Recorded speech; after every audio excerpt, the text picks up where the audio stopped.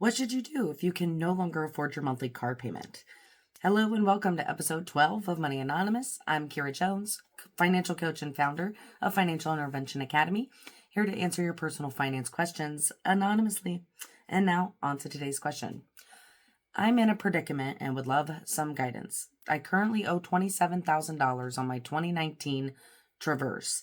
I pay $440 a month, and I would like to downsize to a vehicle under $15,000 for a lesser payment. However, my score is a terrible 500 right now, much lower than it was when I got financed for my Traverse. Is it worth even trading in? I fear having a much higher interest rate and same payment for a cheaper vehicle or being denied altogether. It sounds like your primary goal is to get a lower monthly car payment. However, what you should be worried about is your vehicle's loan to value ratio. So check out kellybluebook.com and or Edmunds, Edmunds, Edmunds online to check and see what the value of your current vehicle is. And then ask yourself, do you owe more on the vehicle than it's worth? Because if that is the case, it is going to be much harder to get out of your current car loan. This is what I pulled up on a basic low-level 2019 Traverse value. This is from Edmunds.com. But it looks like even if your vehicle is in outstanding condition and you sold it yourself, you would only get $24,000 or so. That would leave you with $3,000 of negative equity. If you go to either KBB or Edmunds websites, I would actually suggest you run your vehicle through both of them. Put in your car's actual VIN number, and it should pull in all the special details about your specific vehicle, plus engine size, trim model, etc. But then also be honest about the current condition of the car. If there are more than just cosmetic dings or full-blown dents, if you want an accurate estimate, be honest about the condition. So let's just say that you're not underwater and you can sell your vehicle for the $27,000 that you owe, but you still need another vehicle. In this current economy is not the time to buy a car with a low credit score. See here, with a low 500 credit score, you are likely looking at interest rates of around 18.49% for used vehicles and 11.72% for new. And I'm willing to bet you you got a better interest rate right now on your Traverse in 2019 compared to these rates. There isn't a new car on the market for less than $15,000, so you would be looking at a used vehicle, and even if you got your score up a little bit, that would still be around 13.49% interest. If you're not upside down on your current loan and you can sell it for cash to pay off what you owe on the loan, then your best bet would be to buy a cheapo car for cash. It won't be forever, but just think about the progress you could make on your financial goals if you had no car payment. Feel like you gave yourself a $440 raise.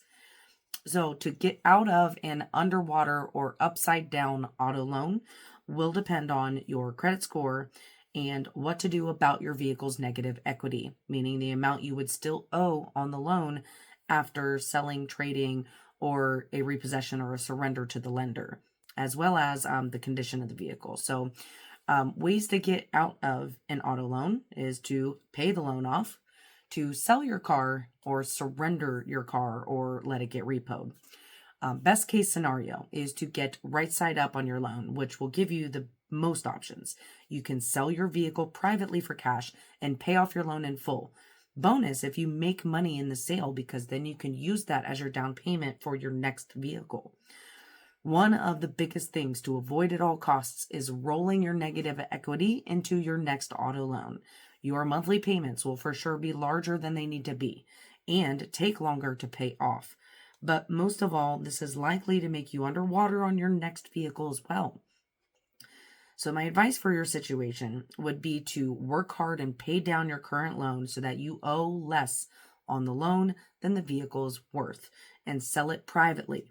Don't trade it in. If you can pay down your current car loan and save around $5,000 to buy a car with cash is going to be your best bet. How do you save up $5,000?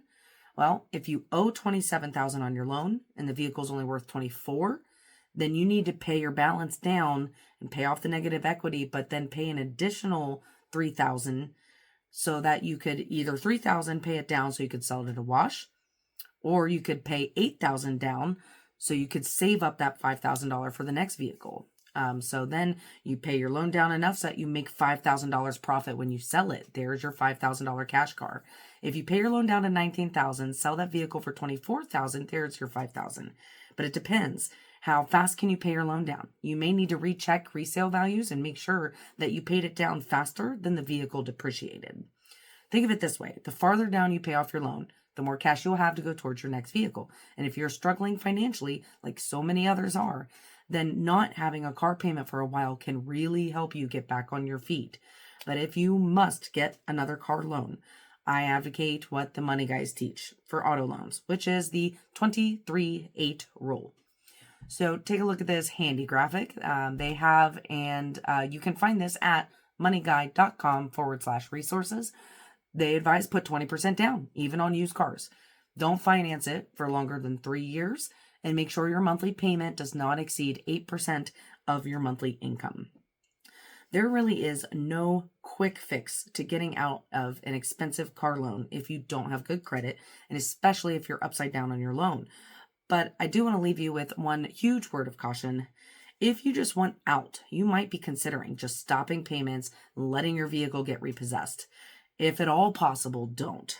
You would be much better off surrendering it to the lender voluntarily. So voluntary surrender looks much better than an involuntary repossession.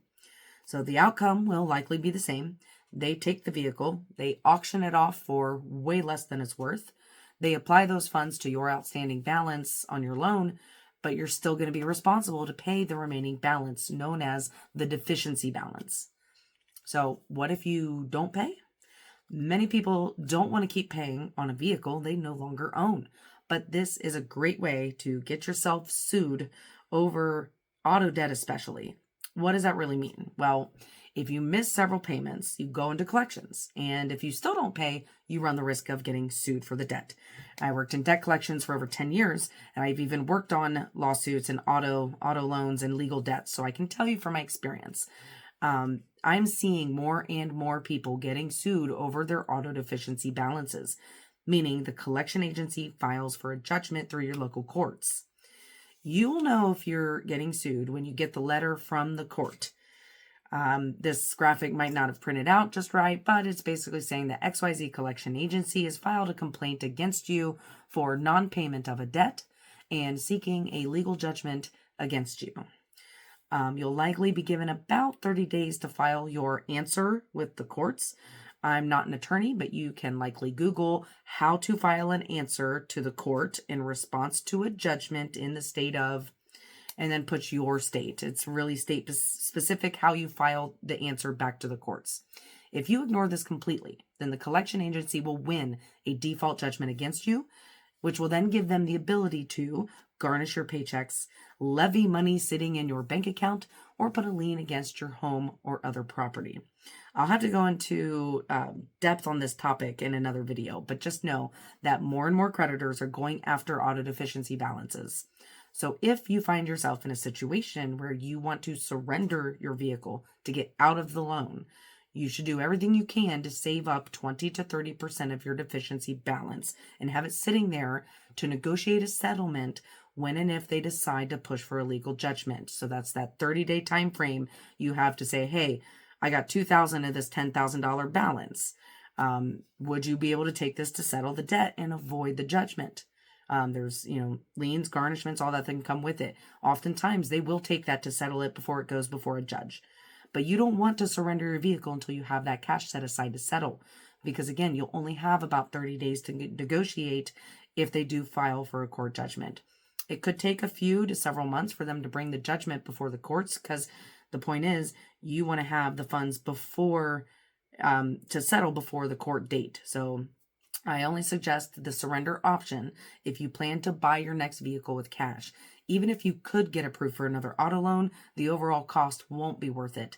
You would actually be making your situation worse. You should just stick to buying clunkers for cash until your situation improves. So to wrap this all up, pay down your auto loan so that you owe less on it than it's worth. Ideally, continue to pay it down, where you could sell it and make $3,000 to $5,000 in cash in the sale, so you could buy a next car for cash.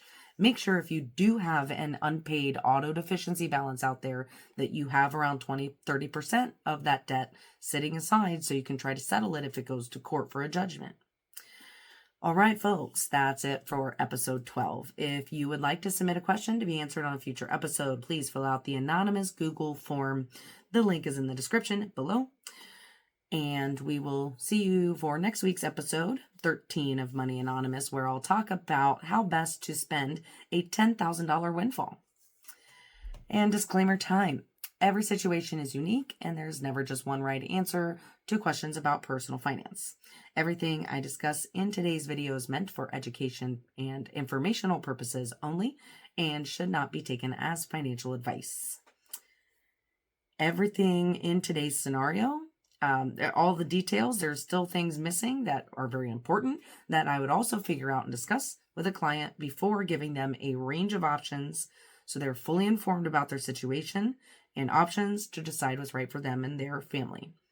So thank you so much for tuning in. And if you did find it helpful, please give me a like and a subscribe. It's a zero-cost way to support the channel, especially if you found this valuable. And I thank you very much, and we'll see you guys on next week's episode.